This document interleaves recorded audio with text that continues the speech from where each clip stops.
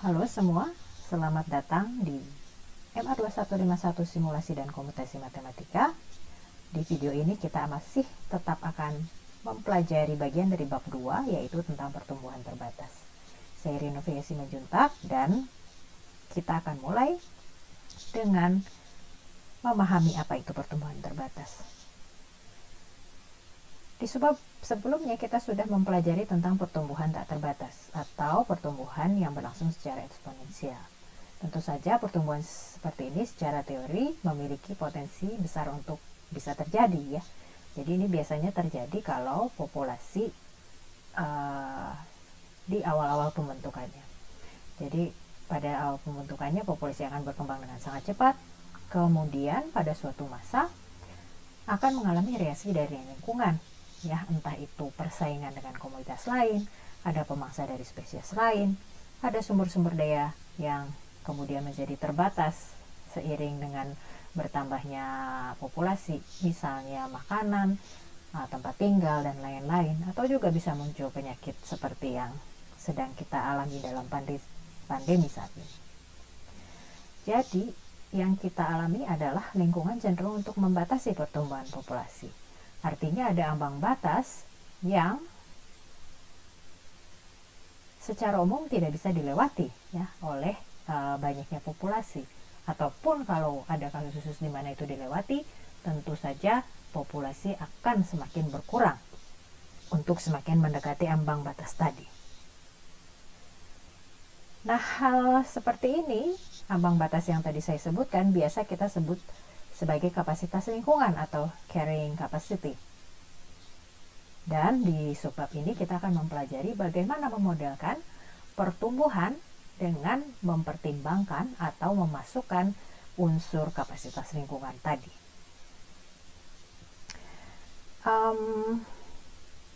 Tentu saja kita tidak akan memodelkan dari nol sama sekali ya. Kita tetap akan mempergunakan apa yang kita sudah peroleh di subbab sebelumnya, yaitu pertumbuhan yang tidak terbatas ya, dengan model persamaan diferensial dp/dt sama dengan konstanta dikali dengan P ya. Ini yang akan kita gunakan sebagai dasar. Nah, tapi bagaimana memodelkannya ya? Laju perubahan populasi itu sebenarnya bisa dimodelkan dengan menggunakan banyak parameter. Tetapi yang parameter paling sederhana mungkin adalah kita hanya pakai dua saja, yaitu parameter kelahiran dan kematian. Jadi kalau kita misalkan D adalah banyaknya kematian, sedangkan B adalah banyaknya kelahiran, tentu saja kita bisa menyatakan laju perubahan populasi sebagai laju perubahan kelahiran dikurangi dengan laju perubahan kematian. Jadi kita asumsikan, ini asumsi yang sangat menyederhanakan, bahwa laju perubahan populasi hanya dipengaruhi oleh laju perubahan kedua parameter tadi. Kalau misalnya kita mau tuliskan dalam bentuk notasi, tentu bisa dituliskan seperti ini, dp/dt sama dengan db/dt dikurang dp/dt. Jadi sekarang kalau kita mau memperoleh model untuk dp/dt, kita harus mencari model juga untuk db/dt dan dd/dt. Mungkin yang paling mudah, pertama kita cari dulu untuk db/dt. Sekali lagi kita menggunakan asumsi yang sangat menyederhanakan, yaitu laju perubahan kelahiran akan sebanding dengan populasi pada saat itu. Ini masuk akal tentu saja. Semakin besar populasi, semakin banyak individu yang memiliki peluang untuk menjadi orang tua bagi generasi berikutnya. Jadi laju perubahan kelahiran juga akan besar. Jadi kalau kita lakukan asumsi yang demikian, kita bisa menuliskan db/dt sebagai suatu konstanta dikali P, dengan R konstanta yang mungkin berbeda dengan konstanta yang sudah kita gunakan di slide sebelumnya. Jadi kita punya dp/dt sama dengan Rp dikurang dd/dt ya. Jadi masih ada tugas kita untuk mencari model bagi dd/dt. Bagaimana cara mencarinya? Di sini kita akan melihat dua kasus yang berbeda.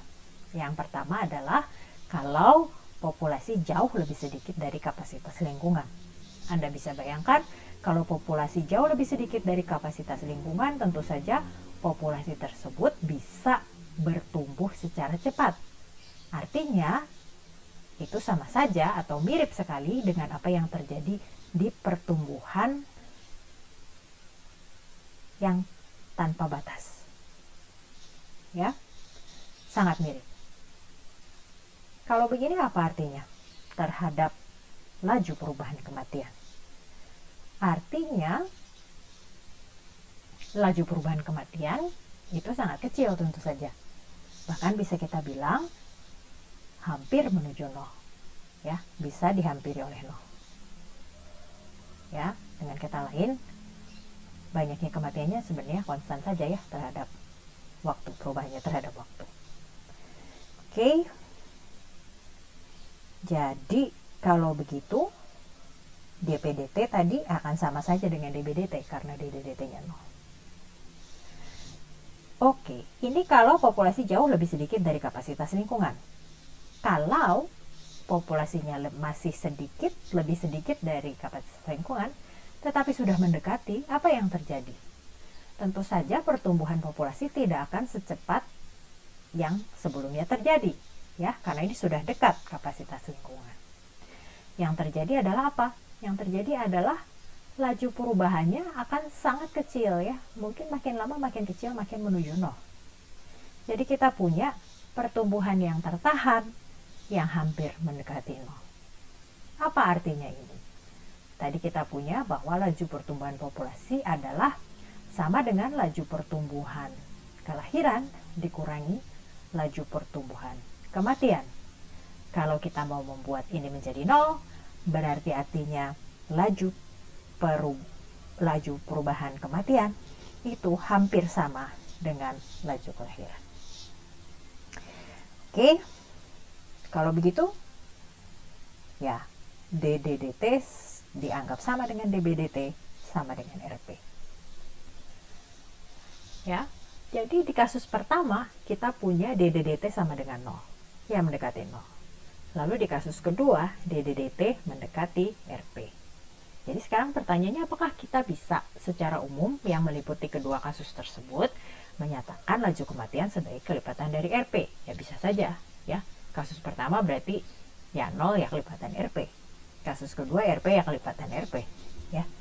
Jadi ini saya ulang lagi, dituliskan di sini. Ya, jadi kita bisa memisalkan DDDT sama dengan suatu konstanta K dikali RP. Nah, sekarang pertanyaannya, apakah K itu? Ya, jadi kalau kita lihat lagi untuk P yang jauh lebih sedikit dari M, K-nya 0. Tuh ya. Untuk P yang lebih kecil tapi dekat ke M, K-nya 1. Ya. Lalu kalau begitu K-nya apa ya yang mungkin kalau terjadi seperti ini? Ada banyak kemungkinan tentu saja. Tapi salah satu kemungkinan yang bisa terjadi adalah K-nya sama dengan P per M.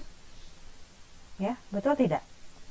Oke, kalau P jauh lebih sedikit dari M, P-nya jauh lebih sedikit dari M, ya kalau kita bagikan mendekati 0, ya, kalau jauh lebih sedikit.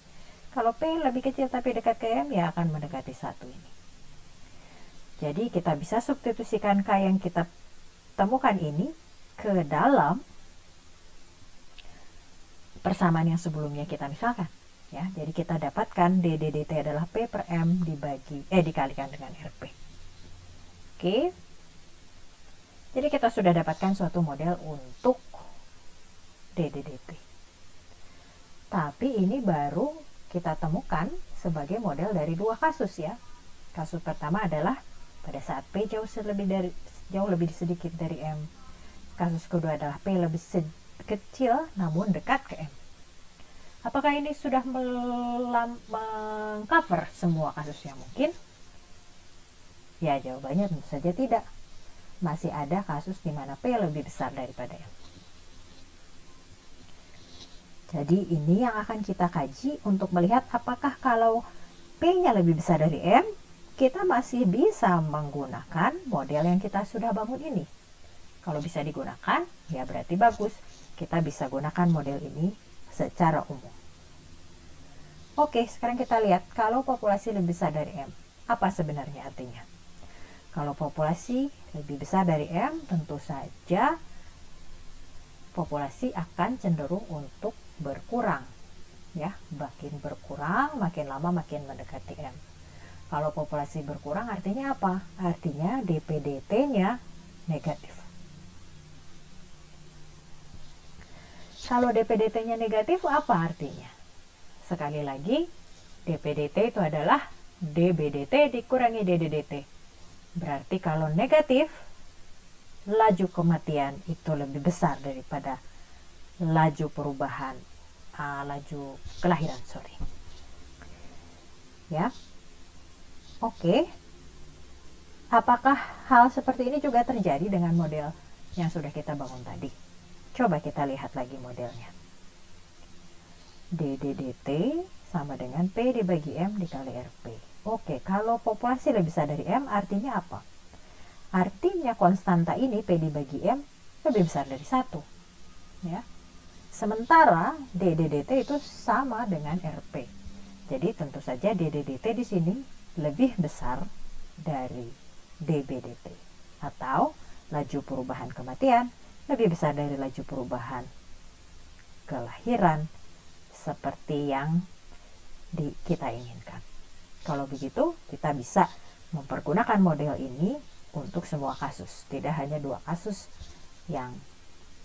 pertama yang tadi sudah kita bahas. Oke, jadi sekarang kita sudah punya model pertumbuhan terbatasnya. DBDT sudah kita temukan, DDDT sudah kita temukan. Tentu saja kita tinggal masukkan ke dalam DPDT untuk memperoleh model yang seperti ini. Ya. Nah, ini tentu saja model persamaan diferensial. Kalau model persamaan bedanya bagaimana? Ya, tinggal diubah saja dari persamaan diferensial menjadi persamaan beda. Kita mulai dari DDDT-nya dulu. Kita cari delta D berarti sekarang. Sekarang kita lihat yang paling mudah ya. Kalau berubah dari T-1 ke T, artinya apa? Delta T-nya sama dengan 1. Ya.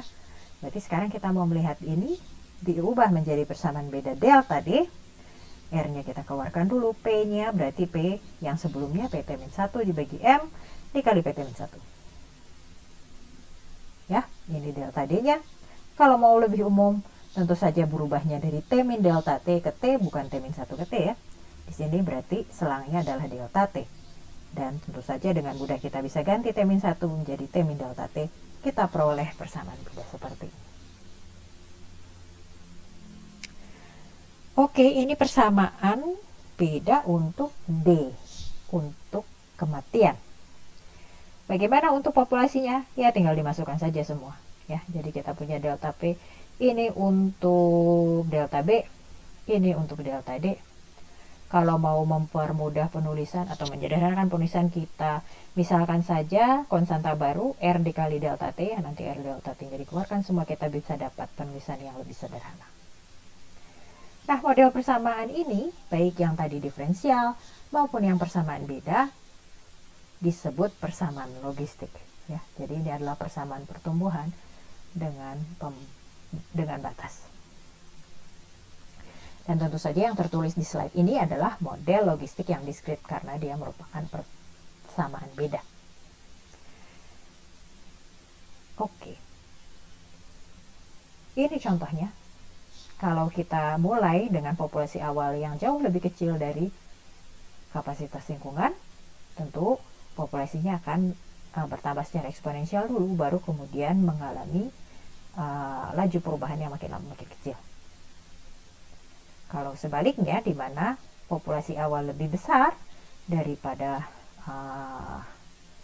kapasitas lingkungan, tentu saja dia akan semakin turun, ya, semakin turun dan semakin mendekati kapasitas lingkungannya. Oke, terakhir saya akan membahas tentang solusi kesetimbangan dan juga kestabilan dari solusi kesetimbangan. Apa itu solusi kesetimbangan? Solusi kesetimbangan adalah solusi yang turunannya selalu 0 kalau di persamaan diferensial. Kalau di persamaan beda, yang solusi bedanya selalu 0. Contohnya apa? Contohnya tentu saja kapasitas lingkungan itu sendiri. Ya, kalau kita lihat di persamaan diferensial, kita lihat DPDT untuk P sama dengan M, tentu saja ini akan sama dengan 0 ya. Ini ada 1 kurang 1, jadi 0. berarti M atau kapasitas lingkungan adalah suatu solusi keseimbangan. Dan lebih dari solusi keseimbangan, M itu juga juga stabil. Ya, selain dia solusi keseimbangan, dia juga stabil. Kenapa? Karena populasi akan bergerak mendekati M, ya, apapun populasi awalnya. Jadi kita bisa tuliskan seperti ini, PT mendekati M. Nah, dari sini kita bisa definisikan secara formal apa itu kestabilan. Ya. Jadi tentu saja kita harus mulai dari solusi keseimbangan dulu. Jadi kita punya solusi keseimbangan, entah itu untuk persamaan diferensial atau persamaan beda. Kemudian kita akan lihat apakah ada selang AB yang memuat Q dan memuat populasi awal P0, ya, sehingga nanti untuk semua T itu populasinya selalu berhingga, ya, jadi tidak akan ada pertumbuhan yang tidak terbatas. Dan yang kedua adalah apakah populasinya akan makin lama makin mendekati Q atau si solusi keseimbangan tadi. Kalau iya, berarti Q-nya dikatakan stabil. Kalau tidak, Q-nya dikatakan tidak stabil. Jadi seperti yang sudah dicontohkan tadi, kapasitas lingkungan adalah solusi keseimbangan yang stabil. Kalau contoh yang tidak stabil apa? Sekarang kita lihat 0. Ya. 0 itu apakah dia solusi keseimbangan? Oh iya ya. Jadi kalau kita lihat dp/dt di P sama dengan 0 ya pasti 0. Tapi apakah dia stabil? Oh, tidak. Kenapa? Karena tidak memenuhi syarat yang ini. Oke, saya kira itu saja yang akan kita pelajari dari subbab 2.3 pertumbuhan yang terbatas. Tapi ada beberapa latihan yang perlu saya tunjukkan untuk Anda lakukan. Yang pertama, nah ini semua saya ambil dari buku. Yang pertama adalah latihan 2, ya, exercise 2. Ini adalah Anda diminta untuk mencari solusi keseimbangan dari suatu persamaan diferensial. Ya. Kemudian di latihan 3, Anda diminta untuk menentukan kapasitas lingkungan untuk suatu populasi. Ya, ini populasi serangga pemakan padi. Ya, jadi di sini Anda diminta untuk menentukan kapasitas lingkungan berdasarkan konstanta-konstanta yang sudah diberikan di sini. Kemudian yang terakhir adalah latihan untuk mencocokkan antara model persamaan diferensial dengan fenomena alamnya. Ya, jadi pertama Anda diminta dulu untuk mensketsa grafik Y sama dengan E pangkat min T. Saya kira Anda masih ingat ya, ini sudah dipelajari di TPB. Kemudian nanti berdasarkan grafik tadi itu, Anda bisa berusaha untuk mencocokkan apa yang ada di kiri. Ini adalah model persamaan diferensial dengan fenomena alam yang ada di sebelah kanan. Oke, selamat belajar. Silahkan diulang kalau ada yang belum dimengerti. Silahkan juga bertanya melewati platform yang sudah kita sepakati bersama. Saya kira sekian saja video pada hari ini. Terima kasih atas perhatiannya dan sampai ketemu lagi di video-video berikutnya.